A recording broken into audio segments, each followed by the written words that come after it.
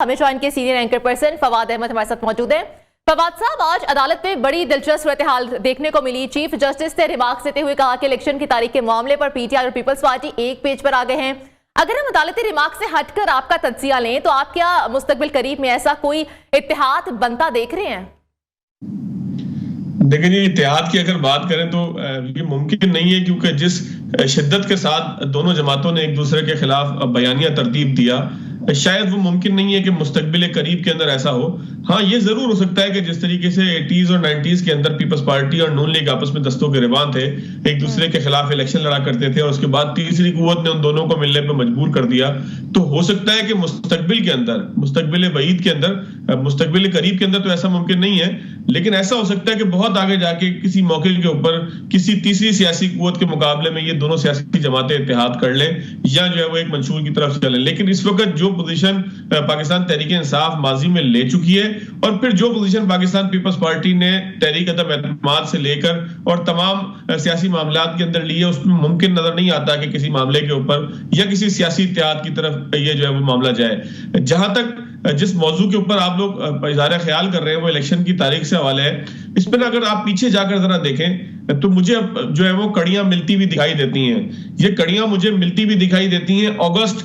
2023 के अंदर से ही। वहां पर ही 12 अगस्त को मुझे याद है कि हुकूमत की तहलील से पहले ही राजा रियाज साहब ने कहा कि मुझे इंतखाबात जो है वो अंदाजा है कि फरवरी के पहले हफ्ते के अंदर होंगे। गुज़िश्ता हफ्ते को मेरे साथ राना सनाउल्लाह साहब प्रोग्राम में मौजूद थे। मैंने उनसे पूछा कि आखिर आप लोगों की तरफ से उस तरह का मुतालबा या उस शिद्दत के साथ या किसी भी मामूली शिद्दत के साथ इंतखाबात के इनेकाद का मुतालबा क्यों सामने नहीं आ रहा? तो उन्होंने कहा कि इंतखाबात का मुतालबा वो करे कि जिसको कोई शक हो, हमें तो यकीन है कि इंतखाबात जो है वो अपनी तारीख के ऊपर होंगे। मैंने कहा जी, आप इस तारीख से मुराद 28 जनवरी लेते हैं क्योंकि इस्लामाबाद या मुल्क की फिजाओं के अंदर ये तारीख गूंज रही है कि इतवार आता है 28 जनवरी को और 28 जनवरी को इंतखाबात हो जाएंगे। तो उन्होंने थोड़ा सा तवक्कुफ के बाद कहा कि नहीं, अगर 28 जनवरी को नहीं भी होते तो फरवरी के पहले हफ्ते या पहले हफ्ते के इख्तिताम पर हो जाएंगे। और ये बातें मुस्लिम नून के जराए काफी अरसे से कर रहे थे इस तारीख के हवाले से कि फरवरी के पहले या दूसरे हफ्ते में हो जाएंगे। इसकी एक बुनियादी वजह है ये जो मैं आपसे कह रहा हूं कि कड़ियां आपस में मिल रही हैं। इसको अगर समझा जाए तो बुनियादी तौर पर महसूस ही होता है कि पीपल्स पार्टी हो या पाकिस्तान तहरीक इंसाफ हो, पाकिस्तान तहरीक इंसाफ का मामला निस्बतन मुख्तलिफ है, क्योंकि पाकिस्तान तहरीक इंसाफ एक नहीं गुज़िश्ता 1-1.5 साल से जो है वो इंतखाबात की तलब में है। सुप्रीम कोर्ट भी गई है, इंतखाब मांग भी रही है। पीपल्स पार्टी का जहां तक मामला है, पीपल्स पार्टी, मेरा जाती तर्जिया यह है कि इस हवाले से टैक्टिक्स अपना रही थी कि किस तरीके से प्रेशर बिल्ड किया जाए और उस प्रेशर बिल्डिंग के नतीजे में अवामी तौर पर भी ये कहा जाए कि इलेक्शन की तरफ जाने से लोग भाग रहे थे और फिर 14, 15, 16 महीने की कारकर्दगी से भी जान छुड़ाने का मौका मिले और किसी तरीके से हम ये बयानिया तरतीब दे सकें कि इलेक्शन जो हो रहे हैं वो हमारे मुतालबे और हमारी तारीख पर हो रहे हैं। हालांकि मुझे अहमद बिलाल महबूब साहब पार्लिमानी लेजिस्लेशन के पिलडॉट के सरबराह हैं, उन्होंने एक बात बड़े वाजे कही थी। उन्होंने कहा कि जी देखें,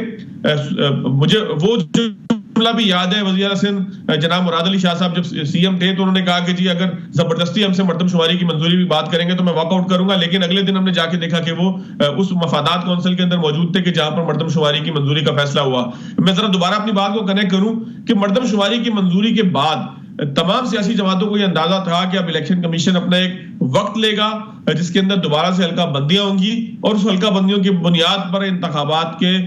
जदूल का या शेड्यूल का ऐलान होगा। ऐसा ही हुआ। मुझे अहमद बिलाल महबूब साहब की वो बात याद आ रही है जिनका मैंने अभी हवाला दिया। उन्होंने कहा कि जी अगर देखा जाए तो जिस तारीख को मर्दमशुमारी मंजूर हुई उस तारीख से हल्का बंदियों के लिए जो अरसा दरकार है वो इलेक्शन कमीशन अगर उसको थोड़ा सा स्पीड भी दे देता है और थोड़ा सा तेजी के साथ काम करता है तो 30 नवंबर को जो है हल्का बंदियों का एक फैसला होगा कि जिसके बाद इंतखाबी शेड्यूल का ऐलान होगा। उन्होंने कहा कि ये कानूनी पेचीदगी है कि हल्का बंदियों से पहले इलेक्शन की तारीख का ऐलान नहीं हो सकता और वही बात दुरुस्त हुई। अब जाहिर है कि इलेक्शन कमीशन ने ये ऐलान जो तारीख का है ये 30 नवंबर से पहले 2 नवंबर को क्यों किया, इसका भी एक सबब है। बुनियादी तौर पर जब सुप्रीम कोर्ट के अंदर कोई केस जाएगा तो उस तमाम मामले को कि जो अनाउंसमेंट के लिए था वो